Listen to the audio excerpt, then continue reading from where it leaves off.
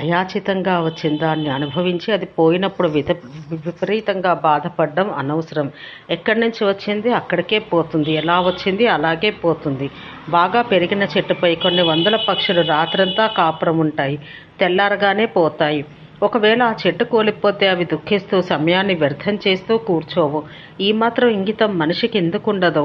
శౌనకాచార్య, పుట్టడానికి పూర్వం మనకేమీ లేదు, గాల్లో ఎగురుతూ వచ్చాం, అలాగే పోయిన తర్వాత కూడా మనకేమీ ఉండదు. మనకున్నవన్నీ మధ్యలో వచ్చిపోయేవేగా. అవ్యక్తాదీని భూతాని వ్యక్త మధ్యారి శౌనక, అవ్యక్త నిధనాన్యేవ తత్రక పరిదేవన. పోయే కాలం వచ్చినవాడు సూదిగుచ్చుకున్నా పోతాడు, అది రానివాడంటే ఇంకా ఆయుష్ ఉన్నవాడు యుద్ధంలో శరీరం నిండా సందు లేకుండా బాణాలు కురిసినా బతికేస్తాడు. కాబట్టి చావుకి భయపడక్కర్లేదు.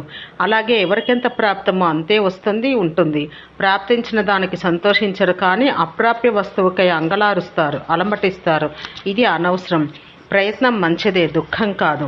వృక్షాలు ఏ పూజలు చేశాయని, ఏ ప్రార్థనలు సలిపాయని వాటికి సమయం వచ్చేసరికి పూత, కాత, పంట వస్తున్నాయి. మానవులకు కూడా పూర్వజన్మ పుణ్య పాపకర్మల ఫలాలు ఆయా సమయాల్లో అందుతాయి. పూజలు, ప్రార్థనలు మనిషికి ఈ జన్మలోనూ వచ్చే జన్మలోనూ వచ్చే ఫలాల విషయంలో మార్పులు తేగలవు.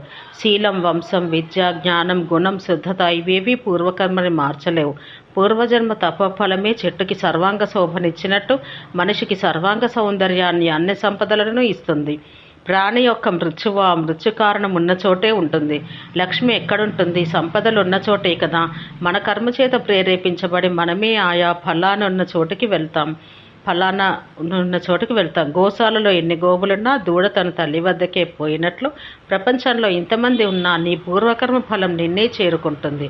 తత్ర మృత్యుర్ యత్ర హంత తత్ర శ్రీర్ యత్ర సంపదః తత్ర తత్ర స్వయం యాతి ప్రేర్యమానః స్వకర్మభిః భూతపూర్వం కృతం కర్మ కర్తారమనుతిష్ఠతి యథాధేను సహస్రేషు వత్సో విందతి మాతరం. మూర్ఖ ప్రాణులకు తెలియదు, చెప్పినా వినరు. తమకు కలిగిన దుఃఖాలకు కనలి దేవుని నిందిస్తారు. మనుజులపై కక్ష పెట్టుకుంటారు. ఫలితంగా మరిన్ని పాపాలు చేసి వచ్చే జన్మలో కూడా ఇలాగే తగలడతారు. తన సుఖ దుఃఖాలతో ప్రమేయం లేకుండా పుణ్యకార్యాలు చేసిన వాడే ఇప్పుడు సుఖంగా బతుకుతున్నాడని తెలుసుకోవాలి. ఇతరుల దోషాలను వెతికి పట్టుకోవడంలో గొప్ప తెలివితేటలు ప్రదర్శిస్తూ తను చేసే తప్పులు మాత్రం కానుకోలేనివాడు గేదెలాంటివాడు. నీచః సర్షప మాత్రాన్ని పరఛిద్రాన్ని పశ్యతి ఆత్మనో బిల్వ మాత్రాన్ని పశ్యన్నపి నా పశ్యతి. రాగద్వేషాలను అంటిపెట్టుకుని బతికే జీవికి ఎక్కడా సుఖం ఉండదు. సంతోషం ఉన్న చోటనే సుఖం ఉంటుంది. స్నేహం ఉన్న చోట ఆ స్నేహం ఏమైపోతుందో, తను ప్రేమించిన వారి గతి ఏమిటో అని భయం ఉంటుంది. అదే మమకారం. దీన్ని విసర్జించిన వాడే సుఖపడగలడు. ఈ శరీరమే సుఖదుఖాల నిలయం. అవి శరీరంతోనే పుడతాయి. పరాధీనతయే దుఃఖం, స్వాధీనతయే సుఖం. మనిషికి సుఖ దుఃఖాలు ఒకదాని వెంట ఒకటి చక్రంలోని కర్రల్లా వస్తూనే ఉంటాయి, పోతూనే ఉంటాయి. అనాసక్త భావంతో అన్ని పనులు చేసుకునేవాడొక్కడే నిత్యసుఖి. సర్వం పరవశం దుఃఖం, సర్వమాత్మవశం సుఖం. ఏతద్విద్యాత్ సమాసేన లక్షణం సుఖ దుఃఖయో. సుఖస్యానంతరం దుఃఖం, దుఃఖస్యానంతరం సుఖం. సుఖం దుఃఖం మనుష్యానాం చక్రవత్ పరివర్తతే. యద్గతిం తదతిక్రాంతం యది స్యాత్ తచ్చ దూరతః. వర్తమానేన వర్తతేన సశోకేన బాధ్యతే. మునులారా, ఎవరికి పుట్టుకతోనే మిత్రులు కానీ శత్రువులు కానీ కారు. కారణం వల్లనే ఆ బంధాలు ఏర్పడతాయి. ఈ మిత్ర శబ్దం అక్షర రూపంలో ఉన్న రత్నం. ఈ శబ్దం మనిషికి సుఖాన్ని కలిగిస్తుంది. ప్రాణికోటికి ప్రేమను కురిపించేవాడు, విశ్వాసాన్ని చూపించేవాడు మిత్రుడొక్కడే. స్వార్థం లేని బంధం కూడా ఇదొక్కటేనేమో. ఇంతకన్నా పవిత్రమైన శబ్దం హరి. ఈ శబ్దాన్ని ఉచ్చరించేవాడు బట్టలు వేసుకుని బత్తాములు పెట్టుకుని బయటికి బయలుదేరినంత సుఖంగా మోక్ష పదవిని అందడానికి లోకం నుండి పైకి వెళ్తాడు.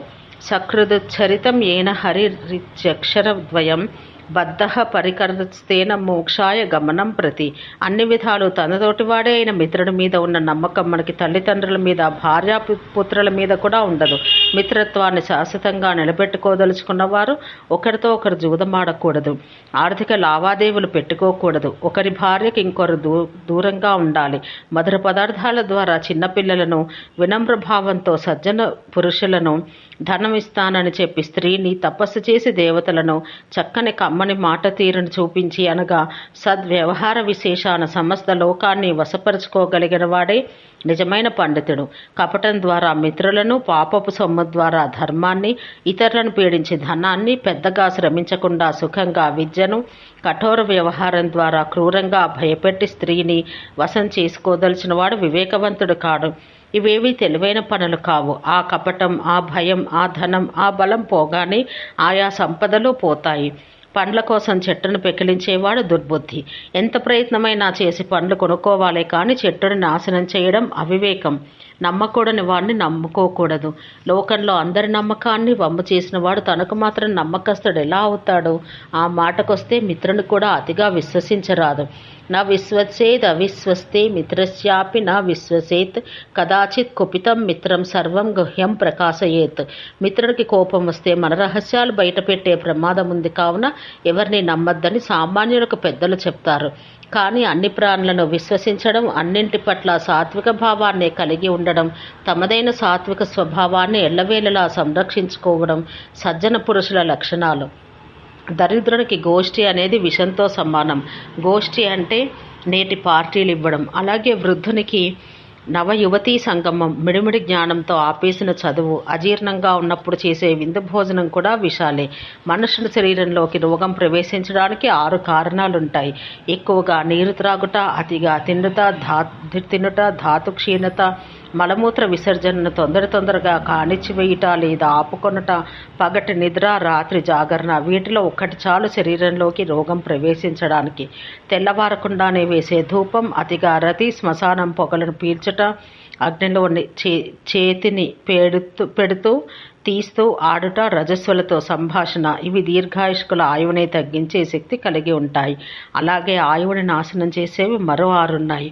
ఎండిన మాంసం, వృద్ధ స్త్రీ, బాలసూర్యుడు, రాత్రి పెరుగు సేవనం, ప్రభాత కాలంలో మైథునం మరియు నిద్ర. అప్పుడే తయారైన నెయ్యి, ద్రాక్ష పండ్లు, వయసులో ఉన్న స్త్రీ, పాలు, వేడి నీరు, చెట్టు నీడ. వీటిని అనుభవించగానే ప్రాణశక్తి బలపడుతుంది. నూతి నీరు, మర్రి చెట్టు నీడ శీతాకాలంలో వెచ్చగాను, వేసవిలో చల్లగాను ఉంటాయి. తైలమర్ధనం, సుందర భోజనం పొందగానే శక్తి కలుగుతుంది.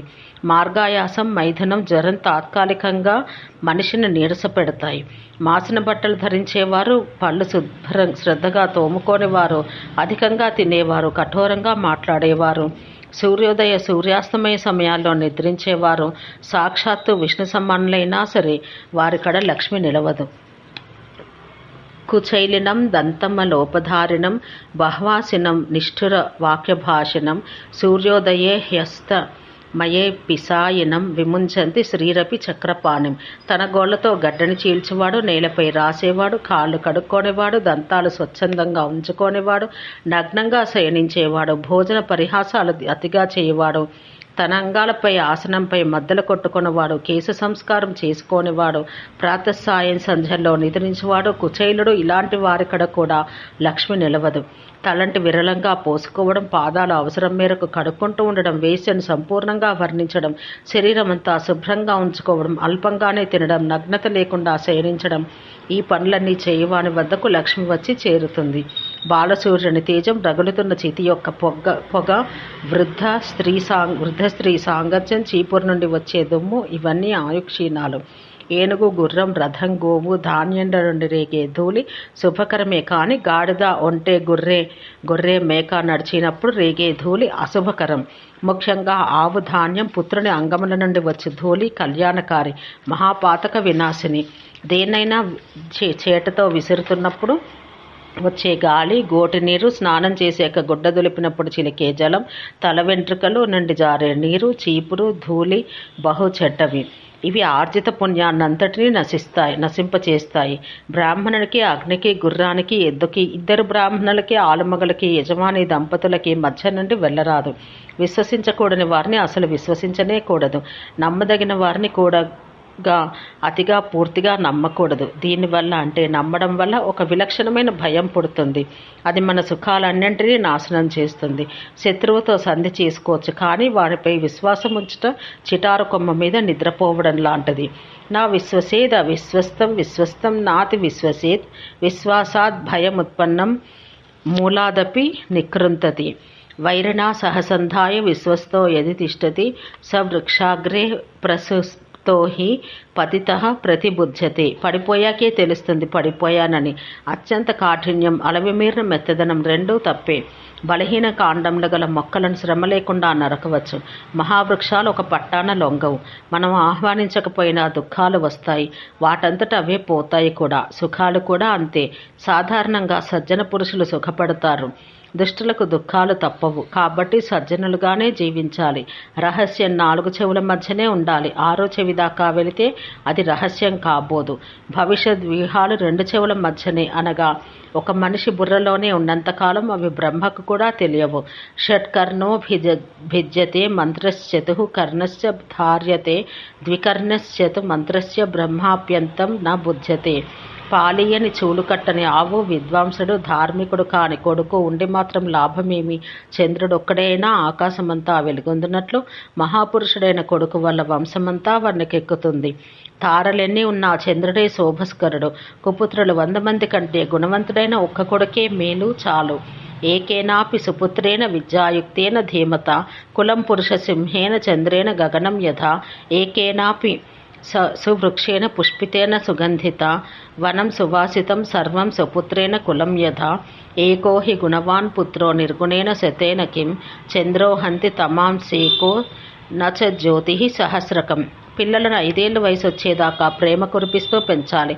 అక్కడి నుండి 10 ఏళ్ళు వచ్చేదాకా అవసరమైతే దండించైనా క్రమశిక్షణ నేర్పాలి. 16 ఏళ్ల దాకా విద్యాబుద్ధులు నేర్పి ఆ తర్వాత వారిని మిత్రుల వలె సంభావించాలి. కొందరి ముఖాలు పులి ముఖాల వలె ఉన్నా వారు సాత్వికులు కావచ్చు. కొందరి ముఖాలు లేడి ముఖాల వలె అమాయకంగా ఉన్నా వారు క్రూరులు కావచ్చు. అందుకే పై చూపులతో ఎవరిని విశ్వసించరాదు. క్షమించే లక్షణం ఉన్నవారిలో అది దోషం కూడా కావచ్చు. ఎందుకంటే జనులు వారు అసమర్థులు అనుకుంటారు. ఏకః క్షమావతాం దోషో ద్వితీయో నోపపద్యతే యదేనం క్షమయా యుక్తమసక్తం మన్యతే జనః. ఈ ప్రపంచంలోని భోగాలన్నీ క్షణభంగురాలేనని శాస్త్రాలు వక్కానిస్తున్నాయి కాబట్టి అనుభవించవచ్చు, కానీ ఆరాటపడరాదు. విద్వాంసుడు ఎప్పుడూ ఆకర్షణకు లోను కాడు. అన్న పితృసమానుడే. నాన్న చనిపోతే ఆ కుటుంబానికి అన్నే దిక్కు. తమ్ములందరినీ పైకి తెచ్చి వాళ్ళ కాళ్ళ మీద వాళ్ళు నిలబడేలా చేసేలా నాన్నే కాదు, దేవుడితో సమానుడవుతాడు. కాబట్టి అన్నను దేవుని వలె చూసుకునేవాడే నిజమైన మనిషి. తక్కువ బలం కలవారిని తక్కువగా చూడకూడదు. వారొక బృందంగా ఏర్పడితే ఏమైనా చెయ్యగలరు. గడ్డి పరకలతో నేసిన తాడు ఏనుగునే బంధించగలుగుతుంది కదా. ఒకరిని దోచి ఇంకొకరికి దానం చేయవానికి ఆ దానం సద్గతినివ్వదు. దోపిడీలు చేసిన పాపానికి వాడు నిస్సందేహంగా నరకానికే పోతాడు. దేవతల బ్రాహ్మణుల ధనాన్ని అపహరించినా, వారిని తిరస్కరించినా చూసిన వంశం వృద్ధి కాదు. బ్రహ్మహత్య, మద్యపానం వంటి మహాపాతకాలకు కూడా ప్రాయశ్చిత్తం ఉంది. కానీ సజ్జనుల వద్ద ఉపకారాన్ని పొంది వారికే కీడు చేసే కృతజ్ఞులకు నిష్కృతి లేదు. పొరపాటున కూడా దుష్టుని, శత్రువుని ఉపేక్షించకూడదు. వాళ్ళ అల్పులే, పర్వాలేదు అనుకోకూడదు. చిన్న నిప్పురవ్వే బ్రహ్మాండాన్ని భస్మం చెయ్యగలదని మరవరాదు. యవ్వనంలో కూడా శాంతంగా ఉండగలవాడే నిజమైన శాంత స్వభావి. అన్నీ అయిపోయినవాడు, శక్తులన్నీ ఉడిగిపోయినవాడు శాంతుడు కాక చేసేదేముంటుంది? నవే వయసి యః శాంతః స శాంత ఇతి మే మతిః ధాతుక్షీయమానేషు శమః కస్య న జాయతే. సంపదలన్నీ భగవంతుడివి, ఆయన ప్రసాదించిన ప్రకృతివిని. ఈ సంపదంతా నాది అని ఏ మనిషి భ్రమపడకూడదు. ఓం శాంతి శాంతి శాంతి.